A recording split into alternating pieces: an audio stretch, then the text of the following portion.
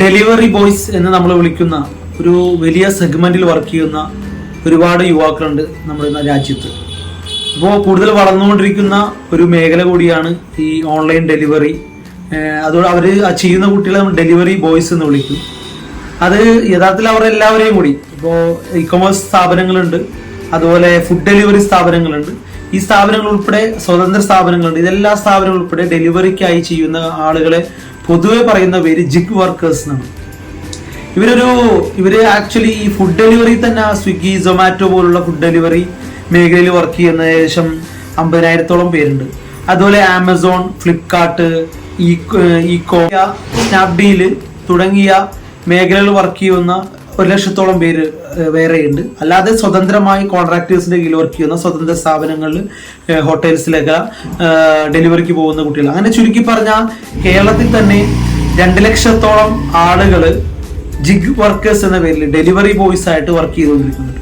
അപ്പോൾ വലിയൊരു ശതമാനമാണ് അവർ. ഈ കോഴ്സ് 10ാം ക്ലാസ് കഴിഞ്ഞ, +2 കഴിഞ്ഞ, ലൈസൻസ് കിട്ടിയ ഉടനെ പെട്ടെന്ന് ലഭിക്കാവുന്ന ജോലി എന്ന നിലയിലും നിലവിലെ സാമ്പത്തിക സാഹചര്യങ്ങളിലൊക്കെ പെട്ടെന്ന് ഒരു ജോലി കിട്ടി, പെട്ടെന്ന് തന്നെ എന്തെങ്കിലും വരുമാനം കിട്ടി തുടങ്ങുക എന്ന ഉദ്ദേശത്തോടു കയറാൻ പറ്റിയ ഒരു മേഖലയാണ്.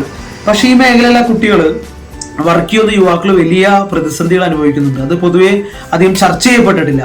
ലൈഫ് വളരെ വളരെ പ്രയാസത്തിലൂടെ കടന്നു പോകുന്ന ആളുകളാണ് ഇവർ.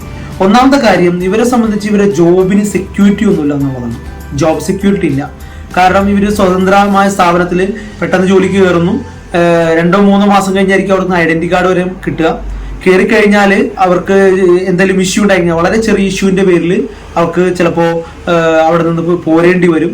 ശമ്പളം തുച്ഛമായ ശമ്പളമായിരിക്കും, അത് ചോദ്യം ചെയ്യാൻ കഴിയാത്ത അവസ്ഥയൊക്കെ ഉണ്ടാവുന്നു. അങ്ങനെ പല സ്ഥാപനങ്ങളിലും അങ്ങനെ റിപ്പോർട്ട് ചെയ്യപ്പെടുന്നു. വലിയ ജെയിന്റ് ആയിട്ടുള്ള ഇ കൊമേഴ്സ് സ്ഥാപനങ്ങളിൽ വരെ അത്തരത്തിൽ വളരെ കുറഞ്ഞ സാലറിയിൽ നിൽക്കേണ്ടി വരുന്നുണ്ട് എന്നുള്ളൊരു വസ്തുതയാണ്.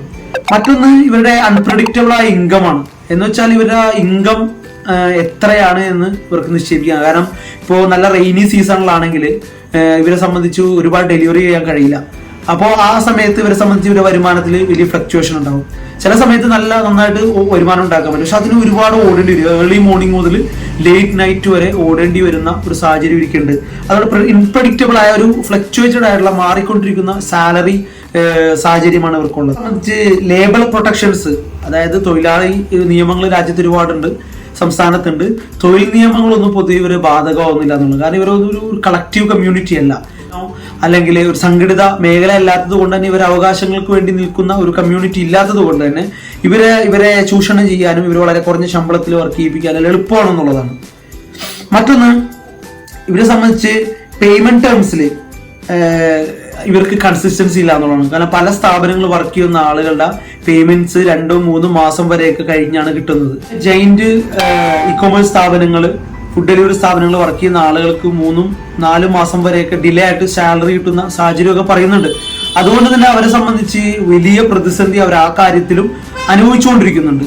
വേറൊരു കാര്യം എന്നുള്ള, ഇവരുടെ പേഴ്സണൽ ലൈഫിലും ജോബ് ലൈഫും തമ്മിൽ ലൈൻ ബ്ലർ ആണെന്നുള്ളത്. എന്ന് വെച്ചാൽ ഇവർക്ക് ഒരു രാവിലെ ഏർലി മോർണിംഗ് മുതൽ ലേറ്റ് നൈറ്റ് വരെ, സൺഡേ പോലും അവധിയില്ലാണ്ട് വർക്ക് ചെയ്യേണ്ടി വരുന്നുണ്ട്. അവരെ സംബന്ധിച്ച് ടൈമിങ്സ് ഒന്നുമില്ല. 8 അവേഴ്സിനോ 10 അവേഴ്സ് ജോലി ചെയ്യാന്നോ അങ്ങനെ ഒന്നുമില്ല. പകരം ഇവര് എത്ര അവേഴ്സ് വർക്ക് ചെയ്യുന്നത് അതനുസരിച്ച് ബെനിഫിറ്റ്. അതുകൊണ്ട് തന്നെ ഇവരുടെ പേഴ്സണൽ ലൈഫ് നഷ്ടപ്പെടുന്ന രീതിയിലേക്ക് ഇവർക്ക് ഓടേണ്ടി വരുന്നുണ്ട്.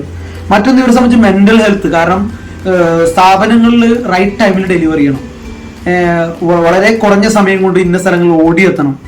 അതുപോലെ തന്നെ ശക്തമായ മഴയത്തുമല്ല ഇവരെ സംബന്ധിച്ച് തൊഴിലെടുക്കേണ്ടി വരുന്നുണ്ട്. ഇപ്പോൾ UAE പോലുള്ള നാടുകളിലൊക്കെ ജിഗ് വർക്കേഴ്സിന് അവർക്ക് നല്ല വെയിലത്ത് അവർക്ക് ബസ്സുകൾ, ശീതീകരിച്ച ബസ്സുകൾ റെസ്റ്റ് റൂമായിട്ട് ഗവൺമെന്റ് പ്രൊവൈഡ് ചെയ്ത് കൊടുക്കുന്നുണ്ട്. നമ്മളെ സംബന്ധിച്ച് അതൊന്നും ചിന്തിക്കാനേ പറ്റില്ല കേരളത്തിലൊന്നും. പക്ഷേ അവരെ സംബന്ധിച്ച് അവര് ഇത്രയും വേഴ്സായ സിറ്റുവേഷനിൽ വരെ ഓടേണ്ട സാഹചര്യം ഉണ്ടാവുന്നുള്ളതാണ്.